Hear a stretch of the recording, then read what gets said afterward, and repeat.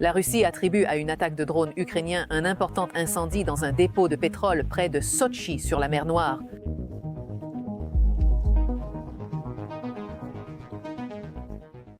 Le 12 septembre 2025 à minuit, les pétroliers russes attendaient silencieusement pour charger des millions de barils de pétrole, ignorant que quelqu'un les avait déjà repérés, attendant le moment parfait pour frapper. Quelques instants plus tard, des drones ukrainiens ont envahi le ciel russe. Les Russes connaissaient les cibles et leurs défenses aériennes les ont anéanties une par une. Pour la Russie, cela semblait une défense parfaite. Pour l'Ukraine, ce n'était que le premier sacrifice de pion sur l'échiquier, un sacrifice de pion si bien planifié qu'il est devenu un cas d'école. Ce n'est pas leur victoire, mais la brutalité de leur méthode. Certaines personnes vont détester cette révélation et tenter de la supprimer de l'algorithme. Vous pouvez simplement riposter en cliquant sur « J'aime ». Le 12 septembre à 00h25, deux énormes pétroliers de la flotte Fantôme étaient amarrés au port pétrolier de Primorsk, sur la côte Baltique, chargeant des millions de barils de brut.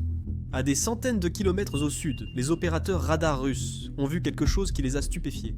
Sur un écran, Nevo IM, Very High Frequency, longue portée, un signe étrange et inhabituel est apparu. Plus de 70 signaux non identifiés à faible section radar. Discret, rapide, fonçant vers l'espace aérien russe. La formation s'étendait sur près de 1000 km et transportait l'équivalent de plus de 3 tonnes d'explosifs puissants. Au centre de commandement de la défense aérienne de l'oblast de Leningrad, le radar 91 N6E Big Bird a détecté l'essaim. Les sirènes ont retenti, la défense aérienne s'est activée. Mais les commandants de Moscou restaient de rein. Leurs boucliers de défense anti-accès et de déni aérien à 3 couches A2, AD Gravestone 92 N6E avaient été construits pour ces moments. Les radars des batteries S-400 commencent à verrouiller des cibles.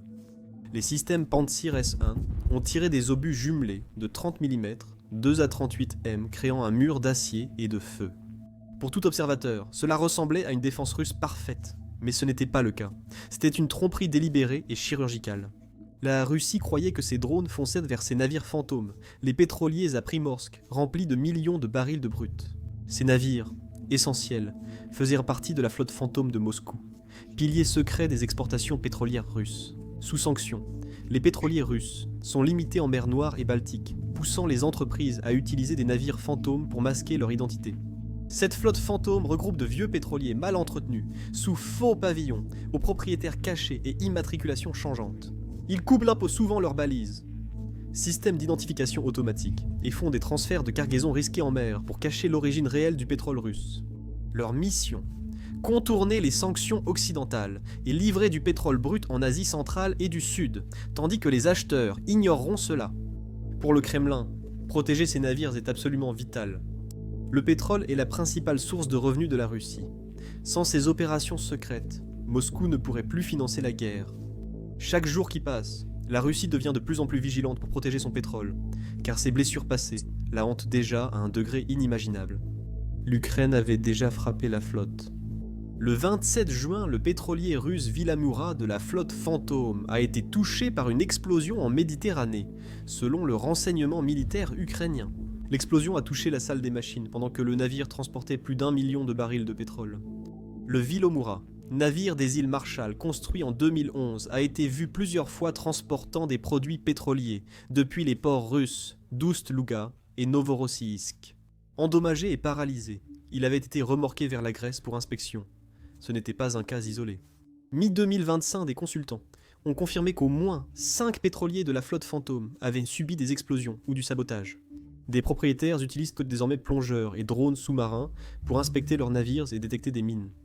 Et cette fois, cela a préparé le terrain pour ce qui allait arriver ensuite. La frappe massive de drones sur Primorsk. Juste après minuit, le 12 septembre, plus de 70 drones sont soudainement apparus sur les radars russes. Les commandants ont paniqué, pensant qu'il s'agissait d'une attaque directe contre la flotte, et non d'un simple raid. Les pétroliers de la flotte Fantôme amarrés à Primorsk. Mais ce qu'ils ne réalisaient pas, c'est que le plan de l'Ukraine était plus complexe, plus précis, et bien plus dévastateur qu'ils ne l'imaginaient. L'Ukraine n'était pas venue pour endommager seulement quelques navires, elle était venue pour frapper la bouée de sauvetage économique de la Russie.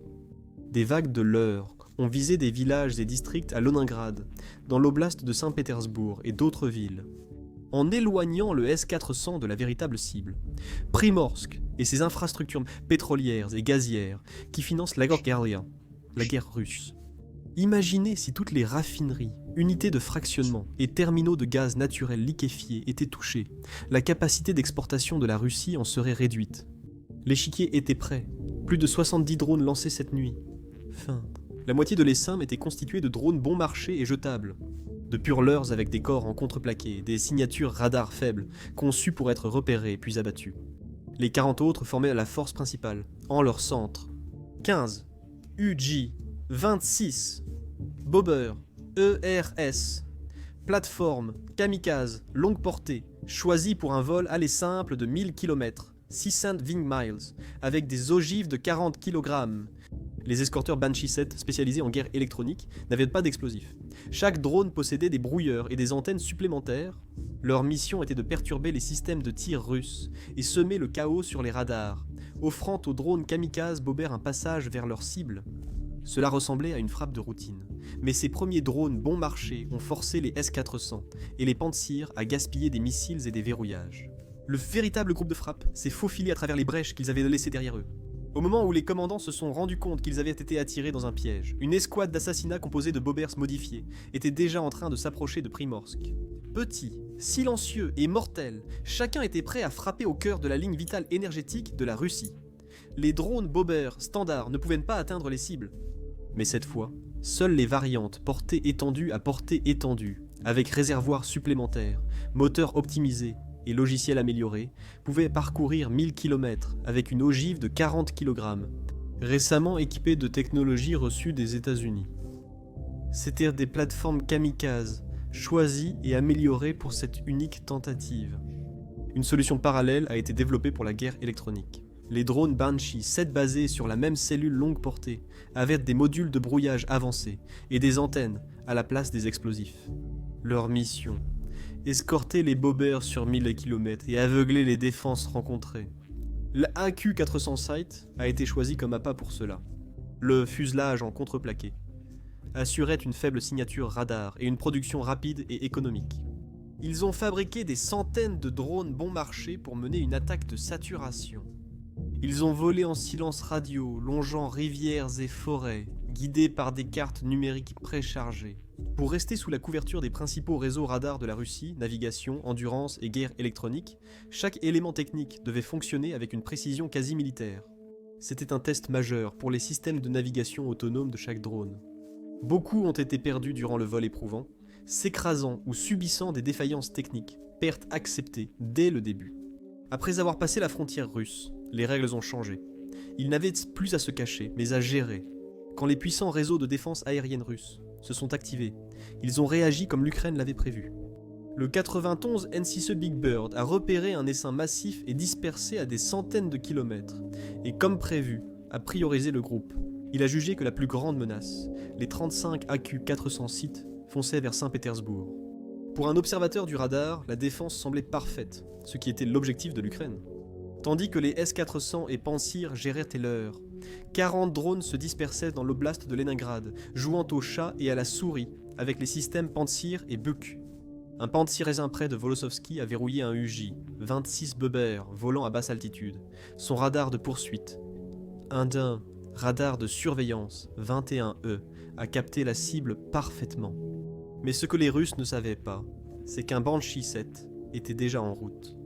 Drone cible britannique, modifié pour l'Ukraine, comme plateforme de guerre électronique unidirectionnelle. Le Banshee a détecté la bande X du Panzer et a lancé une onde de brouillage si puissante que l'écran de l'opérateur est devenu blanc. Le verrouillage a été rompu. Les deux canons, 2 A38M de 30 mm tirèrent dans la nuit, mais le Bobber avait déjà disparu. Ce rythme a persisté toute la nuit, salves de missiles et rafales de canons détruisant des dizaines de drones. Et pourtant, les essaims continuaient d'arriver avec un seul objectif, détruire les raffineries. Les Russes étaient obstinés et furieux. Ils ont abattu 33 drones au-dessus de Leningrad, mais presque chaque perte était prévue. La partie réelle n'avait pas débuté. Chaque drone abattu créait une brève zone aveugle exploitable par le suivant. Chaque drone abattu ouvrait une brèche, créant une zone aveugle temporaire dans la défense aérienne, permettant à un autre drone de passer. Par la brèche percée dans leur défense, une escouade d'assassinats composée de seulement 7 drones UJ, 26 bobbers, portés étendus spécialement modifiés s'est faufilée à travers la ligne principale. Petits mais mortels, ils transportaient chacun une ogive perforante de 40 kg de véritables scalpels conçus pour couper la bouée de sauvetage économique de la Russie. Les 7 bobbers se sont séparés en 2 groupes pour lancer une attaque finale et mortelle sur le port. 3 d'entre eux ont chacun rejoint la station de pompage au centre de l'installation. Les missiles du Panzer ont touché l'un des membres du trio, l'abattant à seulement quelques centaines de mètres de sa cible, mais les 2 autres ont continué leur plongée. Le premier, avec une ogive TBG 7V, s'est écrasé sur le bâtiment principal de la station. L'explosion a vidé l'air, créant une onde de pression qui a soufflé les murs. Quelques secondes plus tard, le deuxième bobber a touché la conduite principale, provoquant ruptures et détonations qui ont coupé les lignes vitales du port. Au même moment, les 4 autres bobbers se sont verrouillés sur 2 pétroliers en attente au quai. 2 d'entre eux se sont dirigés vers le navire Cousteau. Le drone principal a touché sous la passerelle et détruit l'électronique du navire. Le drone suivant a percuté la citerne de chargement, déclenchant un incendie qui est rapidement devenu incontrôlable. Les frappes étaient chirurgicales et catastrophiques. 2 attaques quasi identiques. Un drone dans la salle des machines, un autre dans les collecteurs de chargement. 4 drones ont touché leur cible sur 2 pétroliers Afromax de la flotte Phantom, Cousteau et Kaiyun. Cousteau, exploité par Solstice Corporation, avait un port en lourd de 115 000 tonnes. Kaiyun, enregistré chez Axeronix Limited, avait un port en lourd de 110 000 tonnes. Les 2 étaient inscrits sous des pavillons suspects dans les registres maritimes et sur les marchés d'assurance. Au moment de la frappe, ils se trouvaient tous les 2 à la ligne de chargement. Le chargement était sur le point de se terminer lorsque les incendies ont commencé. L'impact était stratégique, pas seulement militaire. Les drones ont visé le cœur de la station d'expédition, pas seulement les réservoirs. Les dégâts complets étaient encore attendus. 42 secondes après la première explosion, une autre frappe a touché, et la station de pompage numéro 2 du port de Primorsk s'est effondrée. Un 3e drone a traversé la façade supérieure du centre de contrôle du port. Un court-circuit a déclenché un arrêt d'urgence, mais celui-ci n'a jamais abouti car le cœur du système de contrôle de l'énergie avait aussi été touché. 2 drones ont sectionné les bras de chargement à la poupe du pétrolier. Un incendie a éclaté sur le Cousteau et du carburant s'est échappé du Kaiyun. Les 6e et 7e drones ont arraché les vannes de pompage. Après ces frappes, contrôler l'Inferno devint impossible. Primorsk disparut et le port sembla l'enfer en quelques minutes.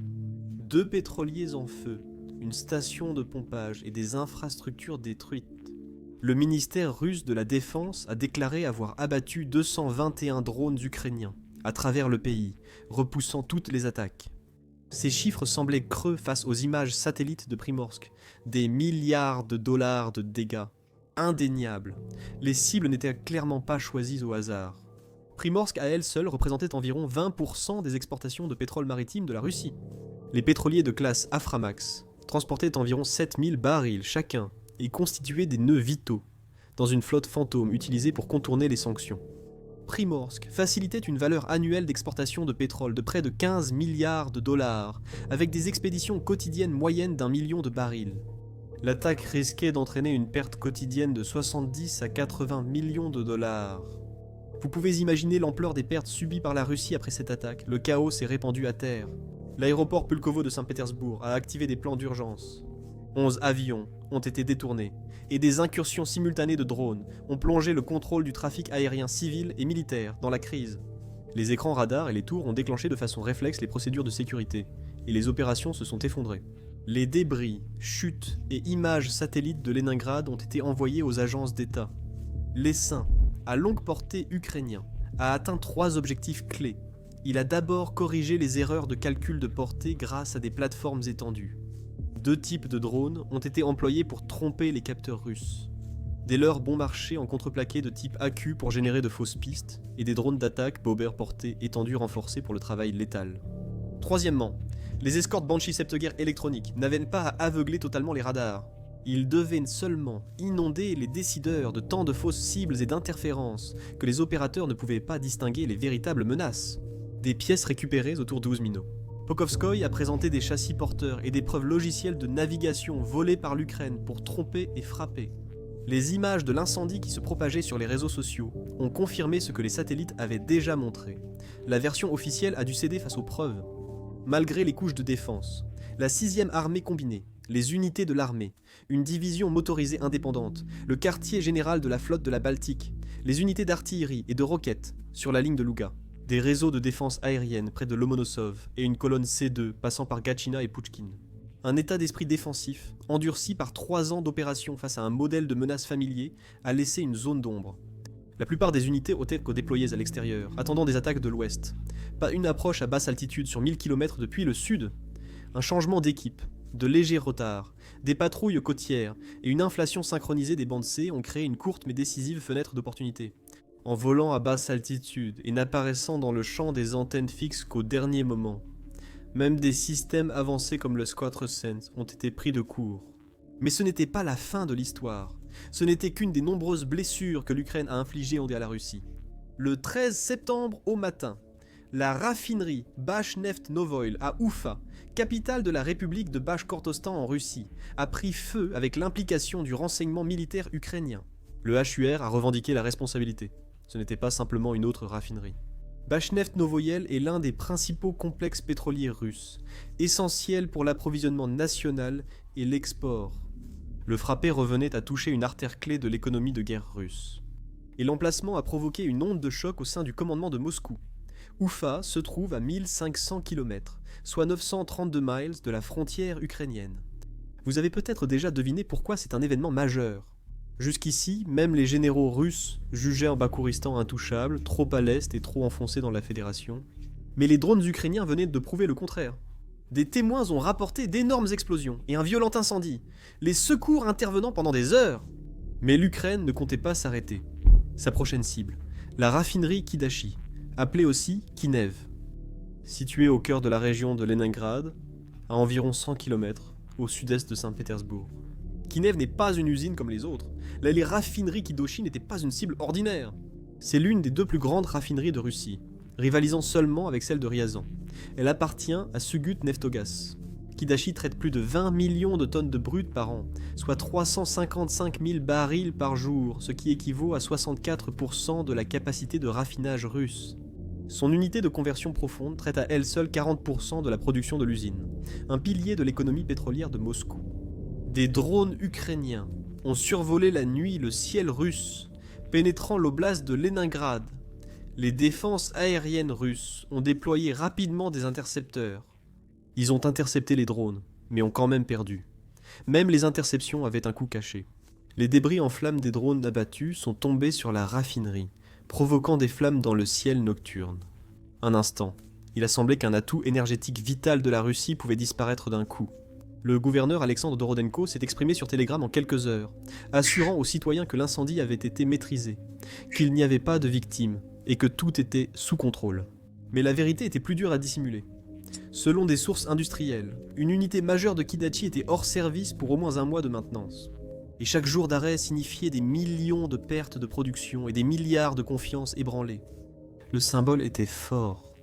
Après avoir paralysé Primorsk, la porte d'exportation russe, l'Ukraine prouve qu'elle peut aussi frapper le cœur industriel du raffinage russe, à plus de 800 km de la frontière. Nous savons maintenant que le pétrole est la bouée de sauvetage de la Russie, mais l'Ukraine a peut-être trouvé et détruit une autre bouée de sauvetage essentielle. Après les incidents de Primorsk et Kirachi, une nouvelle frappe a encore repoussé les limites de portée. Un député ukrainien a déclaré que des drones avaient frappé l'usine Metafrax Chemicals à Guboka, l'un des principaux producteurs de méthanol en Russie. La cible était stratégique.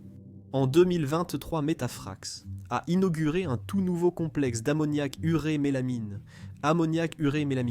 produisant plus de 30 000 tonnes d'ammoniac au cours de ses 8 premiers mois. L'ammoniac, essentiel pour les engrais, les explosifs, et l'épine dorsale de l'industrie russe. L'usine est sanctionnée à l'international, mais en Russie, elle reste essentielle pour l'agriculture et l'industrie chimique. Et l'endroit était à couper le souffle. Gubaka se trouve dans les montagnes de l'Oural, à près de 2000 km, soit environ 1200 miles de Kiev, et à 1700 km, ou environ 1000 miles à l'est de Moscou. Le fait que les drones ukrainiens frappaient là-bas prouve une portée que Moscou n'aurait jamais imaginée. Les responsables russes ont minimisé l'incident, disant que les dégâts ont été en mandat mineur, mais le message était déjà clair, aucune installation. Où que ce soit en Russie, même hors de portée des frappes, la Russie peut se cacher. Mais l'Ukraine, continuera de viser son secteur énergétique. Nous verrons probablement d'autres dégâts à l'avenir. Nouvelles frappes sur les raffineries, attaques contre la flotte fantôme et pression accrue sur les financements de la machine de guerre de Moscou. Des ports pétroliers incendiés sur la Baltique, des raffineries en feu près de Saint-Pétersbourg et des usines chimiques touchées dans l'Oural. L'Ukraine clarifiait sa stratégie, cibler non seulement l'armée russe, mais aussi les bases de l'économie de guerre russe. Des rapports indiquent que les frappes de drones ukrainiens sur les infrastructures pétrolières russes ont réduit la capacité de raffinage à moins de 5 millions de barils par jour, son niveau le plus bas depuis avril 2022. Ces frappes ont poussé la Russie à favoriser la demande intérieure de carburant, réduisant de près de 20% les exportations maritimes en un an. Début septembre, les dégâts au port de Primorsk, centre clé d'exportation, ont aggravé les perturbations. Moscou a relevé de 11% ses exportations de brut depuis les ports occidentaux pour compenser les pertes. Le coût financier ne cesse d'augmenter. Selon oilprice.com, les revenus pétroliers et gaziers russes devraient baisser de 23% en septembre par rapport à 2024. Ceci s'explique par la baisse du prix du pétrole brut et le renforcement du rouble. Ces dégâts auraient pu être évités, mais la Russie a fait le choix inverse. L'Europe et les États-Unis ont tenté d'arrêter la guerre en Ukraine, mais Poutine refusait. Même le président américain Donald Trump a personnellement rencontré Vladimir Poutine en Alaska, mais cela n'a pas non plus fonctionné. Et l'une des principales raisons de l'arrogance de Vladimir Poutine et du refus de la Russie de se rendre, c'est son pétrole et son gaz. L'Occident et les États-Unis ont sanctionné le pétrole et le gaz russe pour nuire économiquement à la Russie, mais celle-ci a réussi à contourner ces mesures. La Russie, deuxième exportateur mondial de pétrole, finance son armée et ses attaques contre l'Ukraine grâce à l'argent du pétrole et du gaz. Même après les sanctions, la Russie a quand même réussi à vendre suffisamment de pétrole en proposant des tarifs plus bas. Rien qu'au cours des 7 premiers mois de 2025, la Russie a déjà vendu pour 69 milliards de dollars de pétrole, soit une baisse de 19% par rapport à l'année précédente, mais cela reste suffisant pour le gouvernement russe. L'Ukraine sait que la puissance pétrolière russe donne à la Russie un levier économique pour poursuivre la guerre. Alors cette fois, l'armée ukrainienne a décidé de frapper la Russie là où elle pouvait lui causer le plus de dégâts. Ce n'est pas une nouvelle stratégie, mais maintenant c'est devenu le centre de l'objectif militaire de l'Ukraine. D'après les renseignements ukrainiens, d'ici juin 2025, la flotte fantôme russe comptait près de 1000 navires obsolètes, totalisant plus de 100 millions de tonnes de porc en lourd. Réseau secret, destiné à garder le trésor de guerre de Moscou rempli, cible prioritaire de l'Ukraine. 2 jours avant l'attaque du 10 septembre, le renseignement militaire ukrainien, le HUR, a frappé en mer Noire. Un drone ukrainien a suivi et frappé un navire multifonctionnel Project MPSV-07 de la flotte russe de la mer Noire, alors qu'il patrouillait près de la baie de Novorossiysk, dans le kraï de Krasnodar. Ce n'était pas un navire fantôme, mais quelque chose de plus précieux. Un navire, Project MPS V07 d'une valeur de 60 millions de dollars, est un atout rare et spécialisé de la flotte russe. En 43 mois, depuis l'extension du conflit en Ukraine, les forces ukrainiennes ont coulé ou endommagé près d'un tiers des 36 navires de guerre de la flotte russe de la mer Noire. Le plus notablement, le croiseur Moskva, anéanti par 2 missiles antinavires ukrainiens, Neptune en avril 2022. L'attaque a été précise.